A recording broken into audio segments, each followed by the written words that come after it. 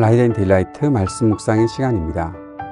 거룩하신 아버지 하나님, 오늘도 주님의 사랑과 은혜를 의지하고 하루를 시작할 수 있도록 도우시니 감사드립니다. 오늘 우리가 보내는 이 하루가 주님의 은혜를 다시 한번 생각하고 다시 한번 주님께 우리의 헌신과 또 주님을 예배하며 찬양하겠다는 그러한 고백이 담긴 삶이 될 수 있기를 간절히 원합니다. 지금 아직 우리가 연약하지만 오늘도 우리에게 은혜 베풀어 주시는 주님의 말씀을 따라 살고 그 말씀을 온전히 순종함으로 우리가 더 성숙한 믿음을 갖게 하시고 그 안에서 하나님의 놀라우신 역사를 경험하고 주님께서 우리를 이끌어 주심을 다시 한번 확인하며 우리의 모든 삶에서 주의 뜻을 이루어갈 수 있도록 인도하여 주옵소서. 오늘도 우리에게 말씀하여 주실 것을 믿습니다. 성령의 충만을 허락해 주옵소서. 예수님 이름으로 기도드립니다. 아멘.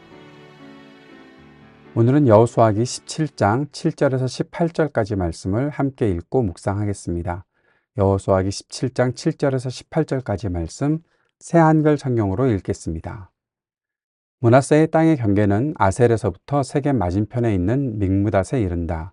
그러고는 남쪽으로 경계가 돌아서 엣답부아흐에 사는 사람들에게로 갔다. 답부아흐 땅은 므낫세에게 돌아갔지만 답부아흐는 그 므낫세 경계에 있어서 에브라임 사람들에게 돌아갔다. 그 경계가 가나 마른 시내로 내려간다. 그 마른 시내 남쪽에 도시들이 있었다. 이 도시들은 므낫세의 도시들 가운데 있지만 에브라임에게 돌아갔다. 므낫세의 경계는 그 마른 시내 북쪽에서 시작하여 그 끝이 지중해에 이른다.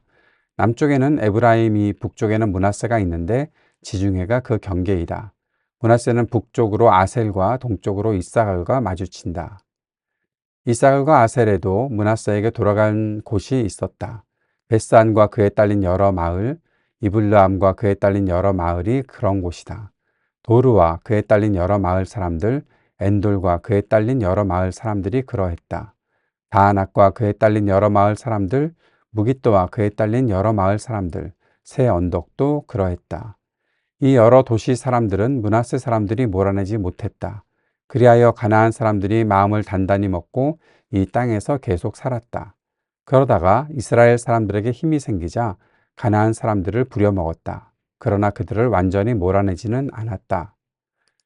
요셉 사람들이 여호수아에게 불평했다. 우리는 사람이 많습니다.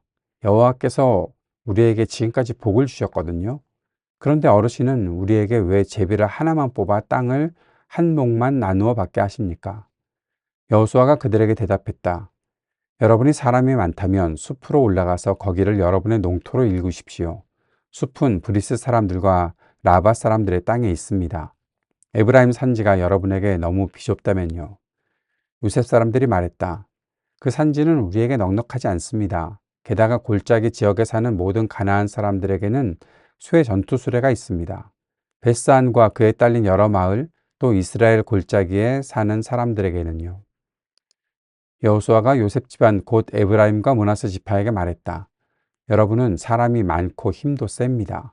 제비 뽑아 나누어 받을 땅도 한 몫만은 아닐 것입니다. 그 산지를 여러분이 차지할 것입니다. 숲도 차지할 것이므로 그 숲을 농토로 일구십시오. 그 끝부분까지 여러분이 차지할 것입니다. 가나안 사람들에게 쇠 전투 수레가 있어서 강하다고 해도 여러분이 그들을 몰아낼 것입니다. 오늘 읽은 17장 7절부터의 말씀은 이제 요셉 지파 중에 므낫세 지파에 대한 땅의 경계 묘사가 나타나 있습니다.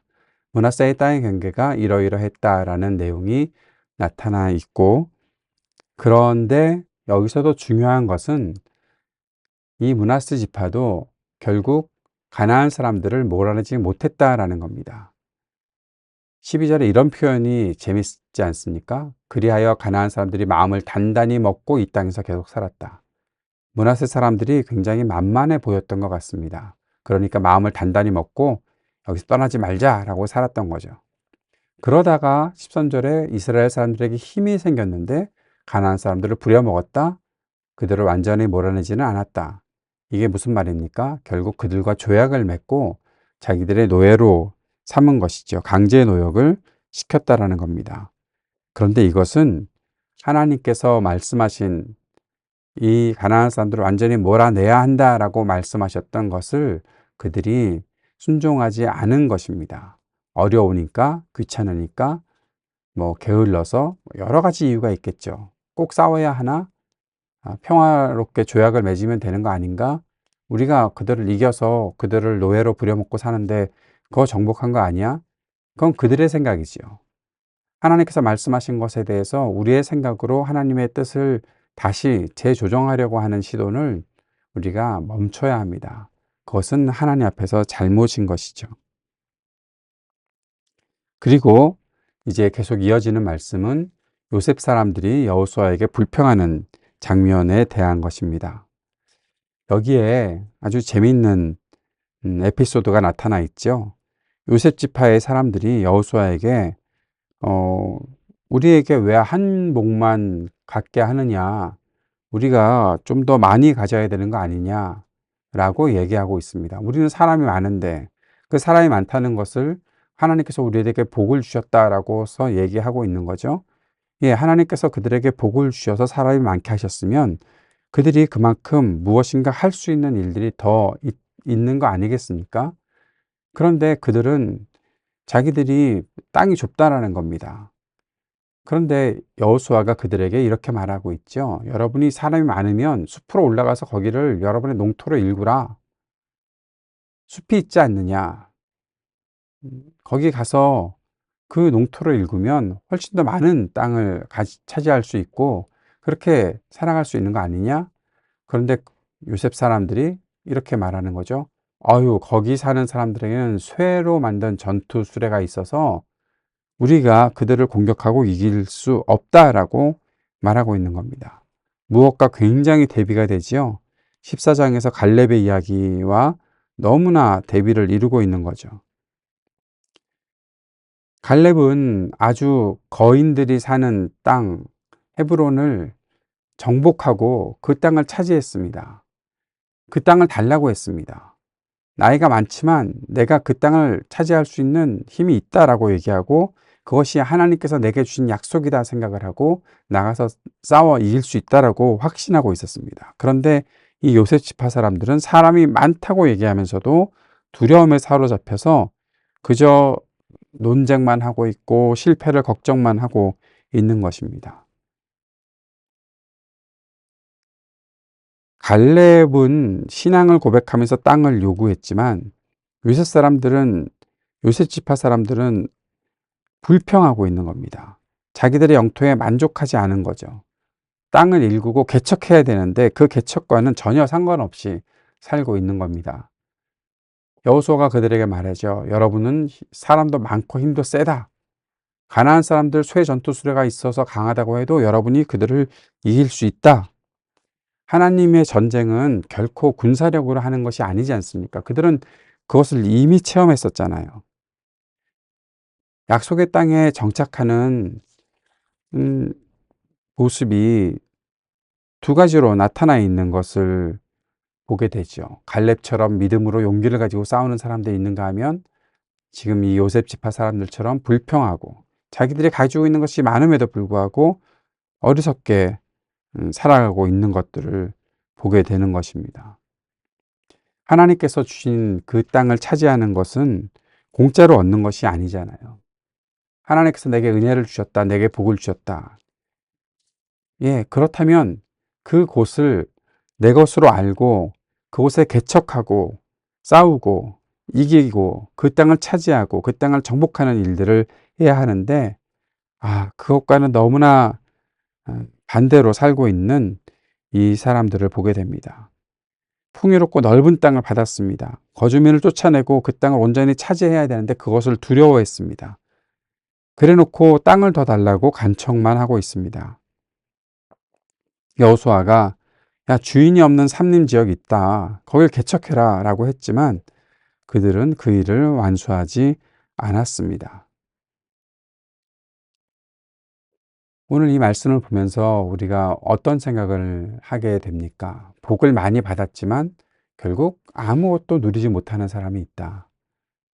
하나님께서 주신 복은 그냥 너 받아라, 그거 잘 먹고 살아라가 아니라 내가 너한테 이런 것을 줄 테니 또 주기로 작정했으니 가서 땀을 흘리고 싸우면 분명히 승리하게 될 것이다. 너희 것이 될 것이다. 더 풍요로운 것을 누리게 될 것이다. 라고 말씀하시고 약속하신 것이죠. 그것을 진짜 우리가 믿고 있다면 우리의 믿음 생활이 좀 더 달라져야 하지 않을까 생각합니다. 오늘의 묵상과 적용을 이렇게 정리해 봅니다. 요셉의 두 지파도 결국 가나안 사람들을 몰아내지 못했습니다. 가나안 사람들을 몰아내지 못한 것은 하나님의 뜻을 온전히 따르지 않은 것이죠. 하나님은 가나안 사람들과 어떤 조약도 맺지 말라고 하셨는데 그들을 노예 삼았다고 그것으로 만족하고 끝내버렸던 것입니다. 하나님께서 말씀하신 것을 철저히 끝까지 따르는 것이 온전한 믿음이라는 사실을 우리가 기억해야 하겠습니다. 갈렙이 정복하기 어려운 땅을 믿음으로 정복한 것과 반대로 요셉의 두 지파는 어려운 땅이라고 불평만 하고 있습니다. 하나님을 믿지 않은 것입니다. 자기들이 갖고 있는 조건만, 자기들의 숫자만 믿고 있었던 것이지 그것을 통해서 하나님이 무엇을 할 것이다 라는 것은 전혀 관심이 없었던 거죠. 하나님의 백성이 전쟁에서 승리하는 요인은 군사력이 아니라 믿음이라는 것을 그들은 모르고 있었던 것입니다. 하나님께서 베푸신 은혜는 공짜로 얻는 것이 아닙니다. 하나님의 베푸신 은혜, 그 복은 우리가 믿음과 순종으로 얻는다는 것을 다시 한번 확인할 수 있는 이 아침 되었으면 좋겠습니다. 주님께서 가르쳐 주신 기도 함께 드리겠습니다. 하늘에 계신 우리 아버지, 아버지의 이름을 거룩하게 하시며 아버지의 나라가 오게 하시며 아버지의 뜻이 하늘에서와 같이 땅에서도 이루어지게 하소서. 오늘 우리에게 일용할 양식을 주시고 우리가 우리에게 잘못한 사람을 용서하여 준 것 같이 우리 죄를 용서하여 주시고 우리를 시험에 빠지지 않게 하시고 악에서 구하소서. 나라와 권능과 영광이 영원히 아버지의 것입니다. 아멘.